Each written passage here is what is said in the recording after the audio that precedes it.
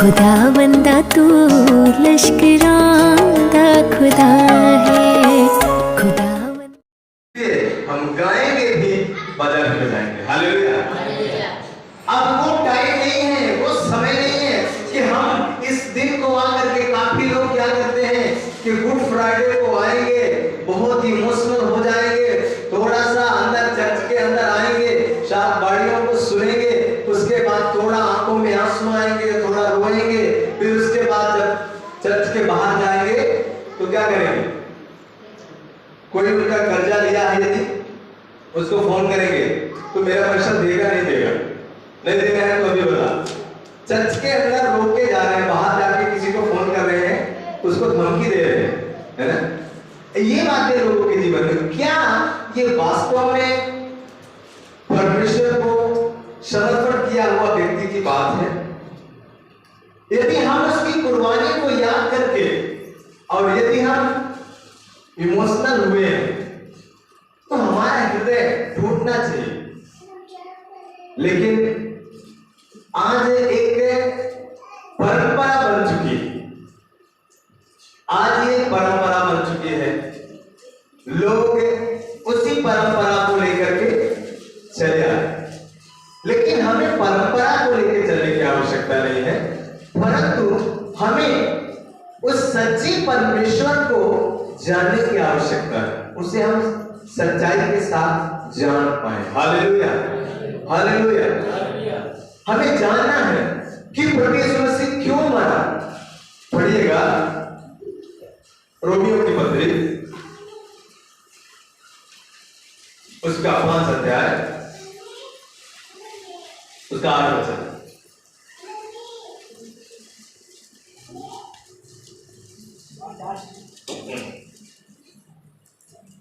परंतु परमेश्वर हम पर अपने प्रेम की भलाई इस रीति से प्रकट करता है कि जब हम पापी ही थे तभी मसीह हमारे लिए मरा। Hallelujah, hallelujah. जब हम पापी ही थे तभी मसीह हमारे लिए क्या हुआ? मरा। हालेलुया। परमेश्वर अपने प्रेम की भलाई हमारे ऊपर, आपके ऊपर इस रीति से प्रकट करता है कि जब उसने जान लिया कि हम और आप पापी हैं, हम और आप पापी ही थे, तभी वो हमारे और आपके लिए क्या हो गया? मर गया। Hallelujah, hallelujah. और वो परमेश्वर हमारे और आपके लिए इसलिए मरा ताकि हम जिलाया जाए। Hallelujah, hallelujah, hallelujah. उसने हमारे और आपके लिए इसलिए कोड़े खाए ताकि हम चंगाई को प्राप्त करें, ताकि हम चंगे हो जाएं। हालेलुया। तो वो परमेश्वर हमारे और आपके लिए इसीलिए मरा ताकि हम क्या हो जाए? जिलाया जाए। एक दिन यूहन्ना रचित सुसमाचार उसका पहला अध्याय उसका 29वां वचन में पढ़ते हैं कि यीशु मसीह आ रहे थे। तो वहां पर इस पुस्तक को लिखने वाला परमेश्वर का दास इस बात को कहता है, देखो ये परमेश्वर का मेमना है जो जगत के पापों को उठा ले जाता है। पढ़िएगा यूहन्ना रचित सुसमाचार उसका पहला अध्याय और उसका 29वां वचन। दूसरे दिन हाँ, यीशु को अपनी ओर आते देखा, यीशु को अपनी ओर आते देखा, देखकर कहा देखो ये परमेश्वर का मेमना है जो जगत के पाप को उठा ले जाता है। Hallelujah, hallelujah. हमारा और आपका परमेश्वर मेमना बन के आया। हालेलुया। मेमना मतलब भेड़ थोड़ा बड़ी होती है, लेकिन भेड़ का जो बच्चा होता है उसको आप क्या कहते हैं? मेमना कहते हैं। हालेलुया। और ये मेमना यीशु मसीह मेमना बन के आया। और ये हम देखते हैं उत्पत्ति में कि जब अब्राहम अपने बेटे इसहाक को मोरिया पर्वत पर बलिदान करने के लिए लेके गए, तो वहां पर जब इसहाक रास्ते में पूछ रहा था, क्या पूछ रहा था? पिताजी आपके पास लकड़ी है, छुरी है, आग है, लेकिन बलि का मेमना नहीं दिख रहा है ना। इसहाक ने पूछा बलिदान करने का मेमना नहीं दिख रहा है। तब अब्राहम ने कहा कि परमेश्वर स्वयं उपाय करेगा। Hallelujah, hallelujah. और वहां पर जो इसहाक को बलिदान करना था, वहां पर परमेश्वर ने उसे रोका और वहां पर परमेश्वर ने कहा कि वो झाड़ी में एक मेमना है, उसे ला करके क्या कर, बलिदान कर। हालेलुया। जिस इसहाक को वहां पर परमेश्वर ने बलिदान होने से रोक दिया, जिस इसहाक ने बलिदान का मेमना बन के वहां मोरिया पर्वत पर गया था और उसको बलिदान न करके उस मेमने को बलिदान किया गया, वही मेमना हम नया नियम में आकर के देखते हैं कि जिस मेमने को अब्राहम ने वहां बलिदान किया इसहाक की जगह पर, वही मेमना यीशु मसीह यहां पर वही मेमना बन करके बलिदान हो गए। Hallelujah, hallelujah. ये बात परमेश्वर ने उस दिन दिखाया, ये बात परमेश्वर ने उस दिन जता दिया कि जिस प्रकार आज इस मेमने को हम यहां बलिदान कर रहे हैं, एक दिन एक समय आएगा, एक टाइम आएगा जब सारी दुनिया के लोगों के लिए हमारा एकलौता पुत्र इस मेमने के रूप में बलिदान किया जाएगा। हालेलुया।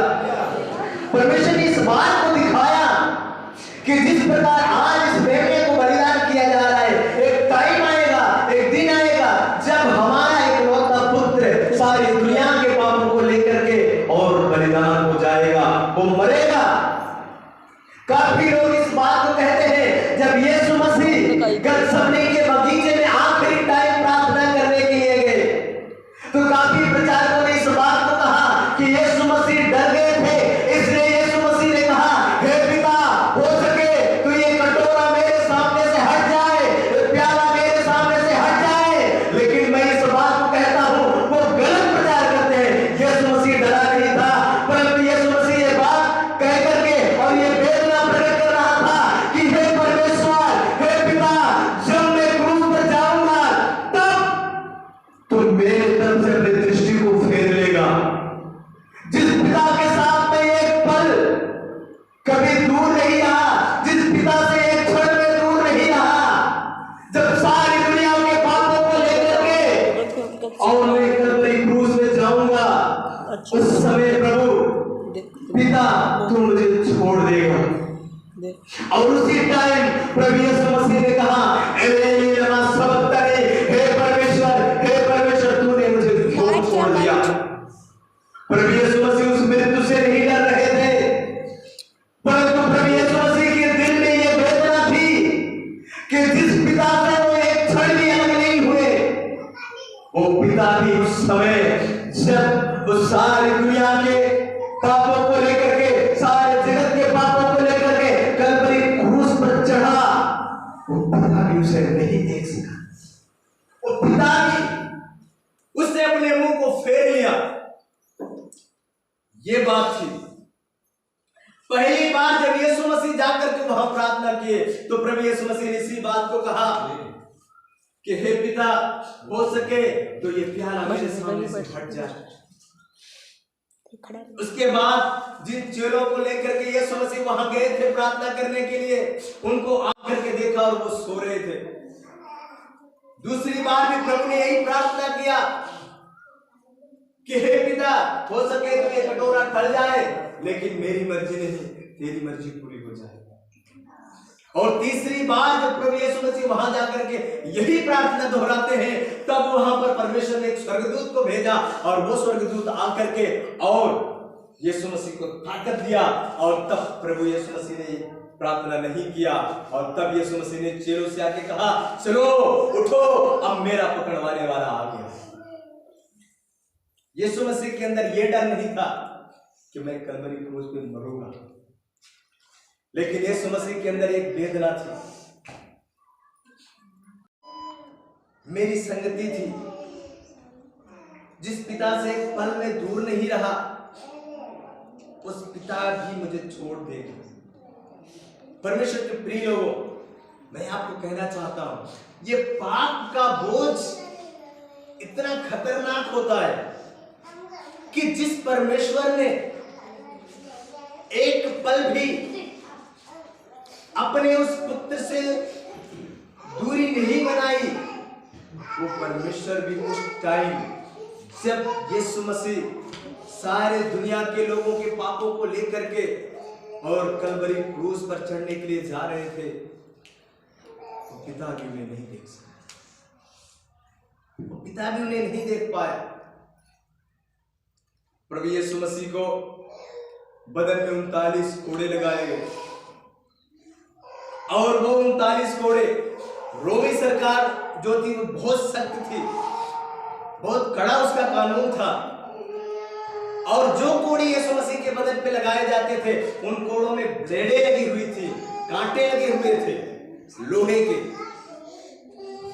और बाइबल इस बात का गवाह है, जब वो कोड़ा यीशु मसीह के बदन पे मारे जाते थे तो ये कोड़ा जब लगाते थे तो यीशु मसीह के बदन के मांस को पकड़ करके और खींच लाता था। बाइबल इस बात का गवाह है, जिस प्रकार एक किसान खेत में हल को चलाता है उस प्रकार यीशु मसीह का पूरा बदन हो चुका था। बाइबल ये कहते हैं कि यीशु मसीह के बदन की हड्डियां दिख रही थी, उसका मांस निकल गया था उन 39 कोड़ों से। वो सिर्फ हमारे और आपके लिए इतनी वेदना उसने सही। और उसके बाद जब यीशु मसीह को कलवरी क्रूस पर लेके जा रहे थे,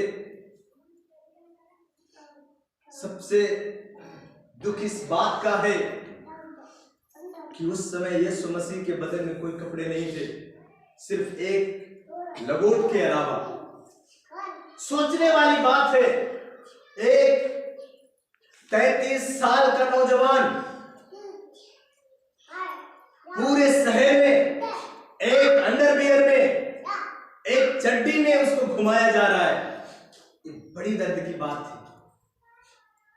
ये सहा उसने हमारे बात सोचने वाली बात है।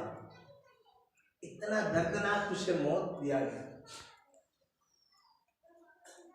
वो निष्कलंक था, वो निर्दोष था, निष्पाप था, कोई भी उसके जीवन में पाप नहीं था। और जब यीशु मसीह को कलवरी क्रूस पे चढ़ाने के लिए गुलगुता नामक खोपड़ी के स्थान में लेके जा रहे थे, कि लोगों ने उसकी सिर पे एक सरकंडा मारा।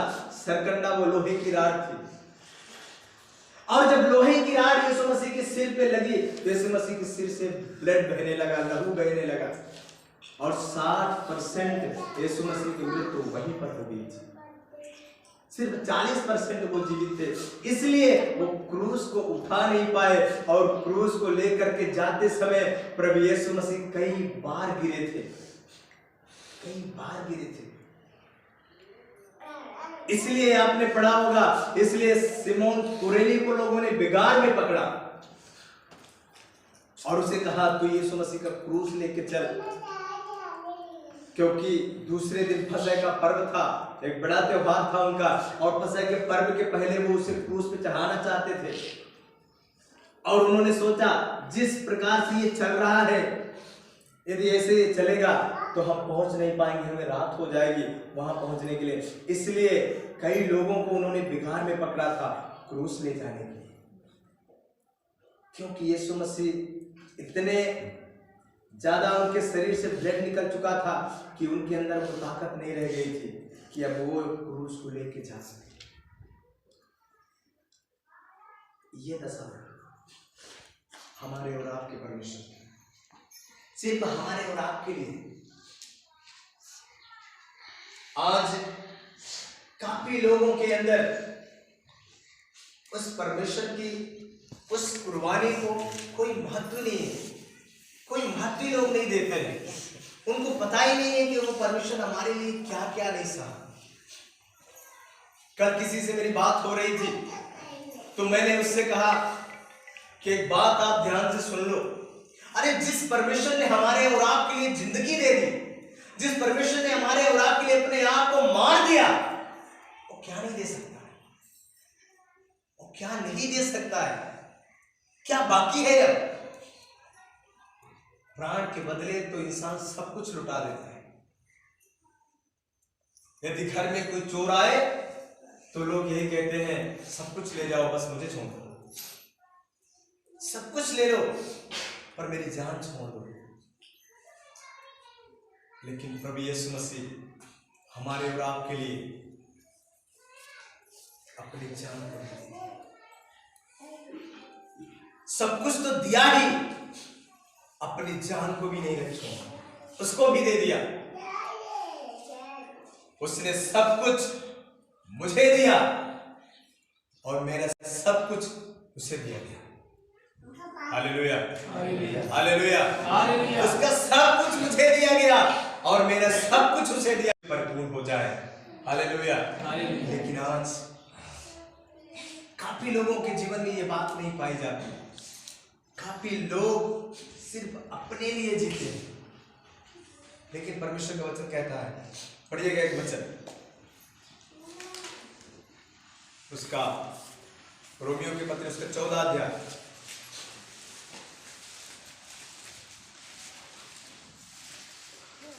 उसका 7 वचन पढ़ो। क्योंकि हम में से न तो कोई अपने लिए जीता है और न कोई अपने लिए मरता है। यदि हम जीवित हैं तो प्रभु के लिए जीवित हैं। यदि हम जीवित हैं तो प्रभु के लिए जीवित हैं, और यदि मरते हैं तो प्रभु के लिए मरते हैं। प्रभु के लिए मरते हैं। यदि हम मरते हैं तो भी किसके लिए मरते हैं? प्रभु के लिए मरते हैं। क्योंकि हम में से ना तो कोई अपने लिए जीता है और ना कोई अपने लिए मरता है। हालेलुया। यदि हम जीवित हैं तो किसके लिए जीवित है? प्रभु के लिए जीवित है। और आगे पढ़े। अतः हम जिए या मरे हम प्रभु ही के हैं। प्रभु ही के हैं। आगे। क्योंकि मसीह इसीलिए मरा और जी भी उठा कि वह मरे हुओं और जीवितों दोनों का प्रभु हो। दोनों का प्रभु हो। Hallelujah, hallelujah. अब हम जो जीवित हैं तो हम अपने लिए नहीं जीवित हैं, परंतु हम किसके लिए जीवित हैं? मसीह के लिए जीवित हैं। हालेलुया। हम मसीह के लिए जीवित हैं, हम दूसरों के लिए जीवित हैं। आज जितने लोग समस्याओं में हैं, जितने मसीह लोग परेशानियों में, आप जानते हैं क्यों परेशानियों में हैं? क्या कारण है उसका? आज जितने भी लोग परेशानियों में फंसे हुए हैं वो सिर्फ इस कारण से फंसे हुए हैं क्योंकि वो अपने लिए जी रहे हैं। वो अपने लिए जीते हैं। मेरा घर, मेरा परिवार, मेरा बिजनेस, मेरा नौकरी, मेरा जीवन, सब अपने लिए, दूसरों के लिए, अपने लिए जी रहे हैं। लेकिन प्रभु यीशु मसीह ने कहा, अब जो हम जीवित हैं हम अपने लिए नहीं, हम दूसरों के लिए जीवित रहे, हम प्रभु के लिए जिए। और प्रभु का यही कहना है कि जैसा मैंने तुमसे प्यार किया वैसा तुम भी एक दूसरे से प्यार करो। हम दूसरों की चिंता करने वाले बने, हम दूसरों के लिए प्रार्थना करने वाले बने, लेकिन हम सिर्फ अपने लिए करते हैं। इसीलिए आज हम समस्याओं में हैं, इसीलिए आज हम परेशानियों में हैं। Hallelujah, hallelujah. परमेश्वर का वचन कहता है कि जितने लोग परमेश्वर को जान गए हैं वो क्या करेंगे? बड़े काम करेंगे। वो बड़े काम करेंगे।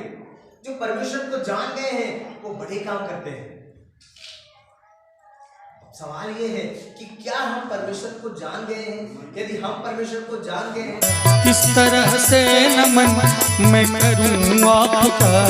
स्वागतम स्वागतम स्वागतम।